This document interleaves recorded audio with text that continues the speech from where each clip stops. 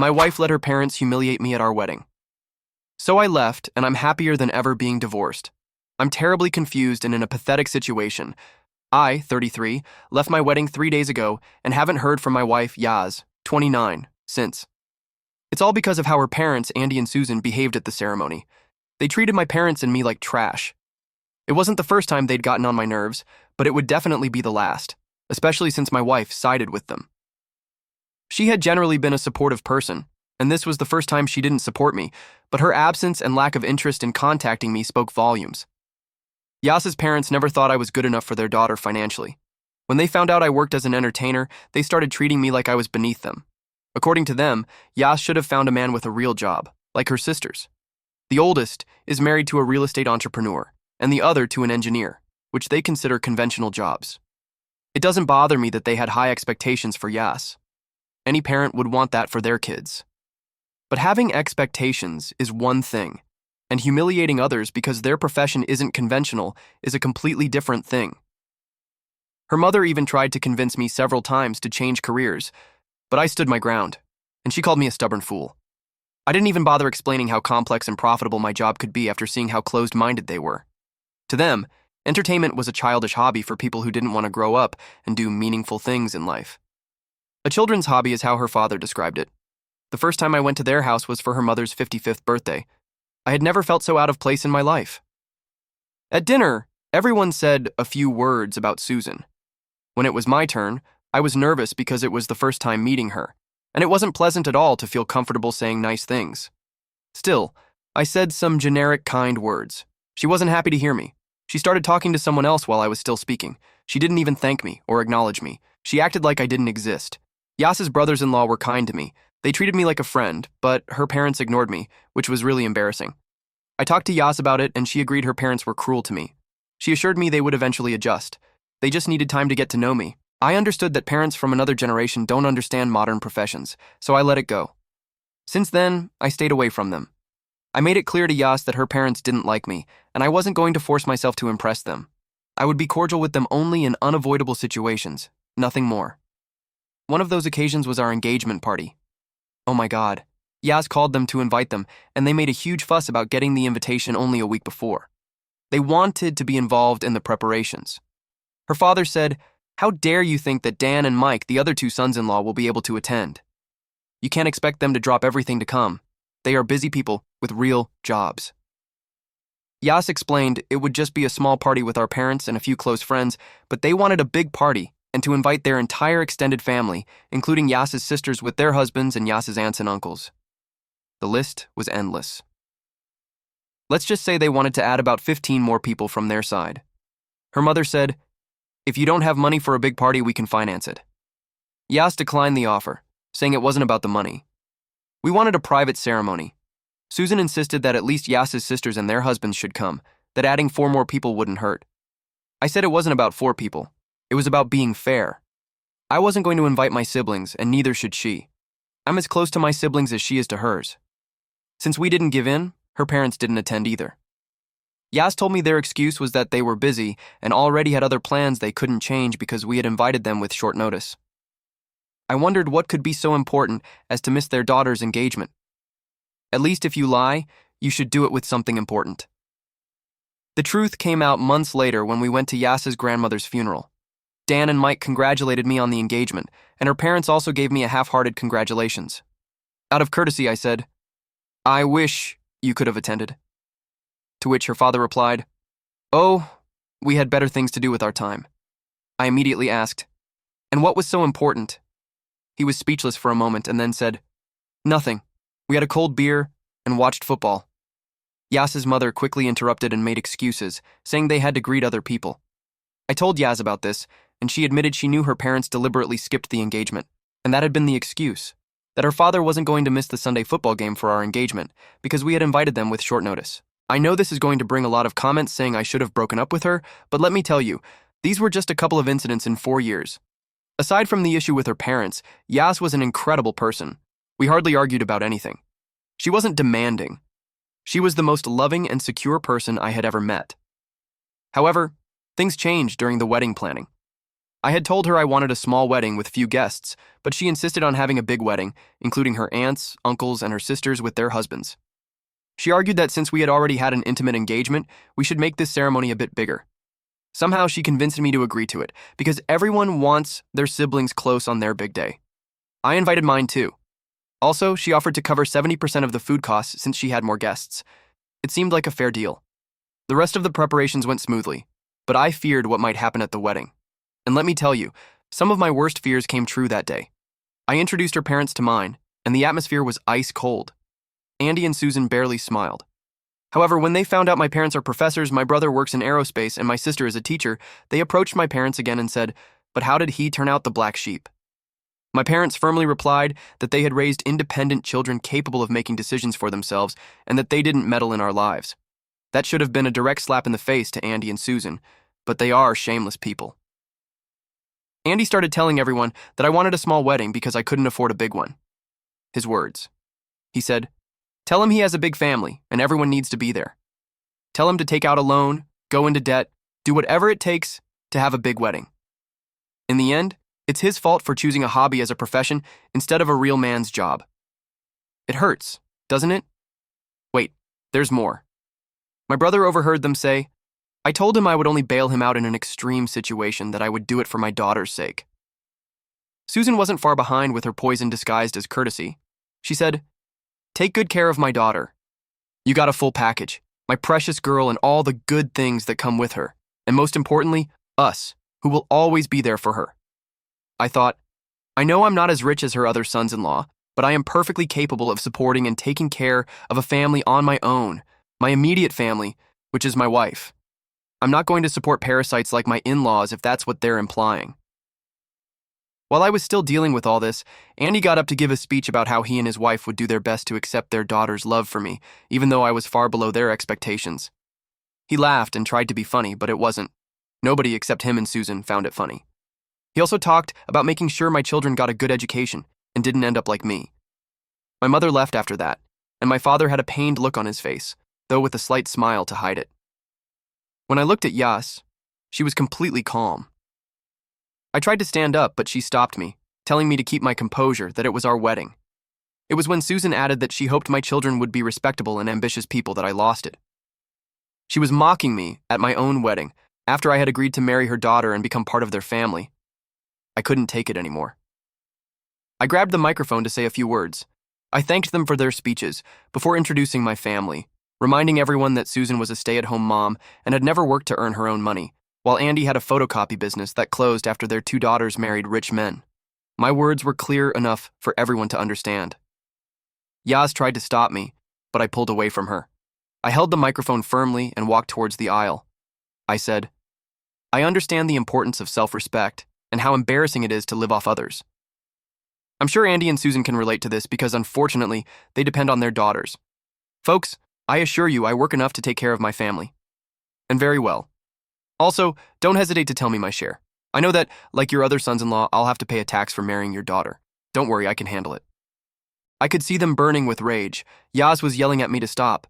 She started insulting me when my father tried to calm her down. She yelled at him to stay out of what didn't concern him. That was the last straw for me. She didn't say a word when my parents and I were humiliated, but when the forward got a taste of their own medicine, she lost it. Not once did I yell at her parents, although they certainly deserved it. I put down the microphone, loosened my tie, and left. My mother was outside. I hugged her for a minute and told her I was leaving. I was going to preserve my dignity no matter the cost. I went back to the apartment, hoping Yas would show up. When she didn't, not even by night, I thought she was either really angry or her family had taken her. But today is the 3rd day, and there's still no sign of her. Not a single call, not a message. I don't know how common a wedding disaster is, but this isn't a good way to start a marriage. Yas is probably with her parents, and they are the last people I want to see right now. My parents called me yesterday congratulating me for standing up for myself. They were also worried about my marriage.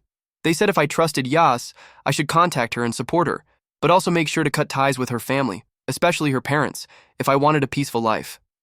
I told them I loved and fully trusted her and would definitely have tried to be by her side, but now I didn't see the point. I've known her for years, And if she's ignoring me on purpose, it means she either doesn't want anything more to do with me or she's punishing me. In both cases, it's conclusive. If this is how a marriage that has barely started is going to end up, then so be it. What do you think? Should I listen to my parents and try contacting her one more time? Or should I start taking steps to end this relationship once and for all? Update. 1. I decided to end my marriage. It was inevitable and undoubtedly painful. She was the first woman I thought I would spend the rest of my life with. She stood by me when I decided to leave my job as a financial executive and venture into animation, spending all my savings to buy the best work equipment. She took care of me when I was broke, even though I didn't want her to. I tried hard to ignore her parents' horrible comments because of everything we had been through together. However, her outburst at the wedding and the way she ignored me afterward was something that broke me. Clearly, she didn't value me or feel the need to resolve anything, and I was tired of waiting. She ignored me as if we weren't married. There was no way I was going to beg her to come back. If she didn't want to fix things, that was fine by me. I consulted my lawyer because I wasn't sure about the process. Some friends said I might need an annulment because we didn't live together after the marriage, but it turned out our situation didn't qualify for that, so I had to start the regular divorce process. It took a month for the lawyer to send her the papers. I expected some movement from her side after that, and I got it. Instead of Yaz, her parents showed up at my door to pick up her things. They looked happier than ever. I told them, "I'll save you the trouble. Her things are already in storage. Go get them." They took them and left without saying a word. I guess they learned their lesson at the wedding, that they couldn't get away with things after messing with me. Shortly after, Yas signed the papers, and the process began. Since it's uncontested and we have almost no joint assets, just some savings in a joint account we opened a year before the wedding, I expect everything to be quick.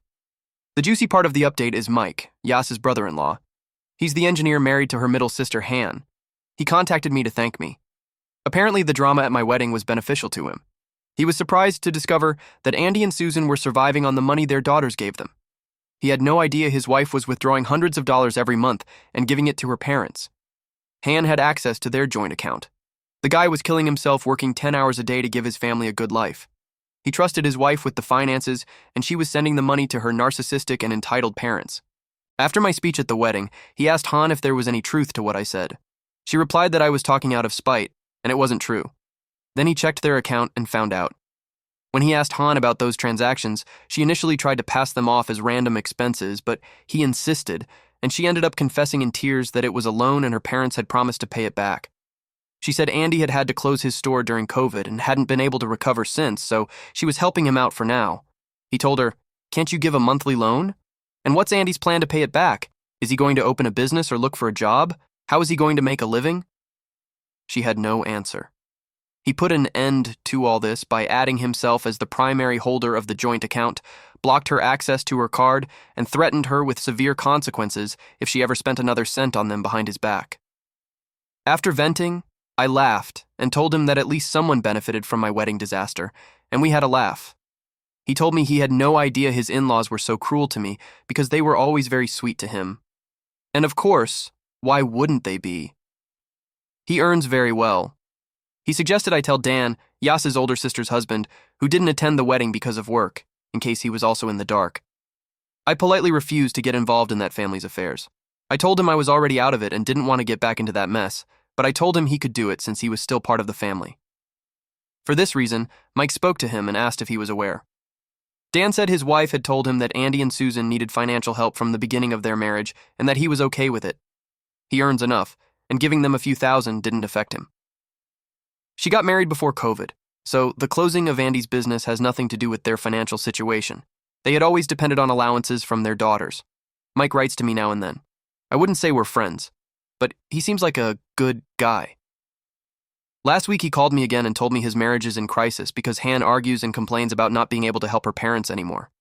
He says he's going easy on her because they're expecting a child. I thank my lucky stars for getting out of this craziness before it was too late. The divorce will be finalized soon, and I will officially be a free man. For now, Dan is still providing, but I don't think it will be for much longer. Update 2.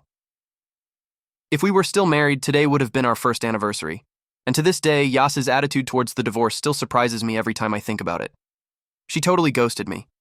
Mike informed me that she was okay, which helped me let go faster than I normally would have. The divorce is settled now, and I've spent the last 10 or 11 months working harder than ever.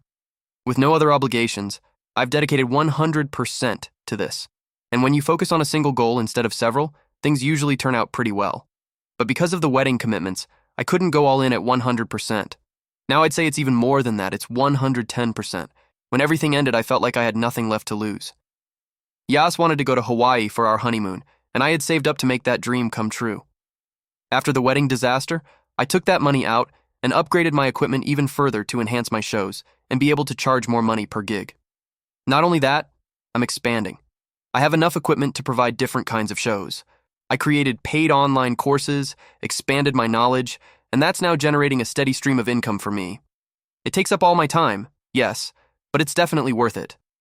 I think I can work at this for a while, grow it enough to make a significant monetary difference, and then maybe retire. Mike and I have stayed in touch throughout this time, even hanging out sometimes. Turns out he's seriously considering separation since he can't trust his wife anymore. Over the past few months, she kept diverting money, and when he complained, she used her pregnancy and postpartum as an excuse. Her parents also butted in to lecture him on how to be an emotionally supportive husband. He stayed quiet until his son was born, but now he can't take it anymore. He's already living separately and talking to a lawyer. He's just worried about his son not having a normal family. I didn't tell him what to do. He's a grown man and capable of making his own decisions.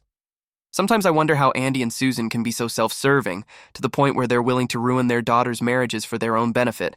They've already ruined 1.5, which will soon be 2. Update 3. Here's another update for you. Mike didn't go through with the divorce. Yaz stepped in just in time and opened Han's eyes. She showed her parents' true colors.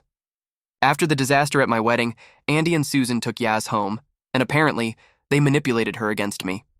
She was hurt because I had humiliated her parents in front of everyone. Yes, the financial issue is a sensitive point for them, and my speech brought the truth to light, not just for Mike, but also for other family members. Andy and Susan cried and lamented for days because, according to them, they were terribly humiliated just for taking small loans from their daughters. They said things like, "We raised our daughters, sacrificed everything for them for 3 decades, and now that we're going through financial problems, can't we expect our children to help us out for a while? Is it so evil that now they point fingers at us and humiliate us in public?" My answer is yes, but I don't think they care. That emotional manipulation worked and she ghosted me, which ultimately led to our divorce. However, shortly after, she realized their game when her parents asked her to pay rent for living with them.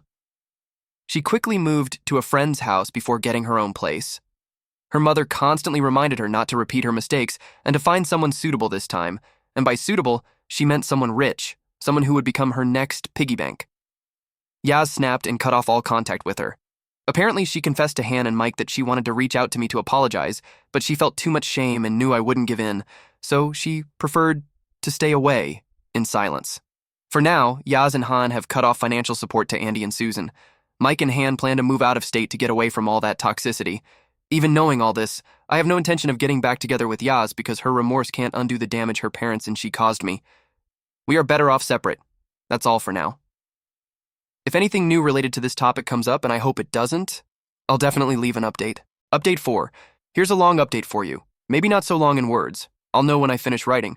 But in terms of things that have happened with almost everyone involved, I'll try to organize it by importance because some developments are more relevant than others.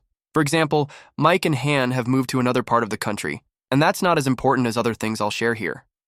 I still keep in touch with Mike, and he tells me that getting away from his in-laws has opened the door to a new world for his marriage.